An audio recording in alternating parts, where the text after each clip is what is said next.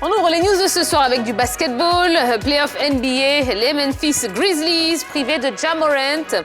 C'est la catastrophe pour les Memphis Grizzlies. Menés 3 rencontres à 1 par Golden State en demi-finale de Conférence Ouest, les Memphis Grizzlies ne pourront pas compter sur Ja Morant pour les tirer du pétrin. Le meneur de 22 ans, sorti sur blessure lors du match 3, a passé une IRM qui a révélé une contusion osseuse au genou droit. Son équipe devra finir la série sans lui. Il pourrait manquer le reste des playoffs. On passe à la boxe. L'adversaire de Tony Yoka lâche un tacle avant le combat de samedi. Si Tony Yoka en veut à Martin Bacolé de l'avoir privé d'une possible chance de se battre pour une ceinture de champion du monde, le Congolais n'a également pas apprécié le comportement de son futur adversaire. Rapporté par RMC, Bacolé a lâché « Ce n'était pas respectueux ». Puis il a dit oui pour un autre combat alors qu'il avait toujours un contrat avec moi. Il ne m'a jamais contacté pour négocier, il n'a jamais appelé mon équipe. Nous n'avons jamais compris pourquoi il avait accepté un autre combat. Voilà qui annonce un combat chaud bouillant ce samedi à Bercy entre les deux champions. On passe maintenant au rugby. L'Australie et les États-Unis organiseront les Coupes du Monde en 2027 et 2031. World Rugby a confirmé que l'Australie et les États-Unis organiseront les 2 Coupes du Monde masculines et féminines prévues en 2027 et 2031. La Coupe du Monde de rugby 2027 sera organisée par l'Australie.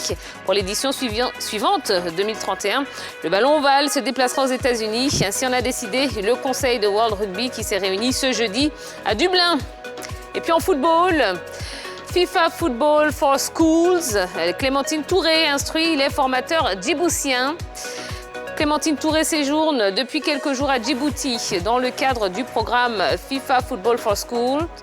Instructrice FIFA, la sélectionneuse des éléphants de Côte d'Ivoire a assuré l'instruction des formateurs djiboutiens. Football for Schools est un programme géré par la FIFA en collaboration avec l'UNESCO qui vise à contribuer à l'éducation, au développement et à l'autonomisation de près de 700 millions d'enfants. Son objectif est de rendre le football plus accessible aux jeunes filles et garçons du monde entier en incorporant des activités footballistiques au système éducatif. Direction Liverpool, Salah estime être le meilleur au monde à son poste. C'est une déclaration qui risque de faire parler. Interrogé sur ses prouesses statistiques, Mohamed Salah estime être le meilleur, au moins de ce point de vue-là, dans des propos accordés à beIN Sport et retranscrits par Goal.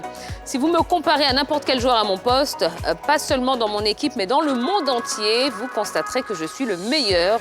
Je me concentre toujours sur mon travail et je fais de mon mieux. Et mes statistiques sont la meilleure preuve de mes paroles, a souligné l'international égyptien des Reds. Et puis on termine avec la première ligue anglaise. Cristiano Ronaldo s'offre un nouveau trophée prestigieux. Cristiano Ronaldo et Chelsea. Voilà l'essentiel de l'actualité sportive du jour. Bon, eh bien, on va pouvoir passer au gros dossier de ce soir.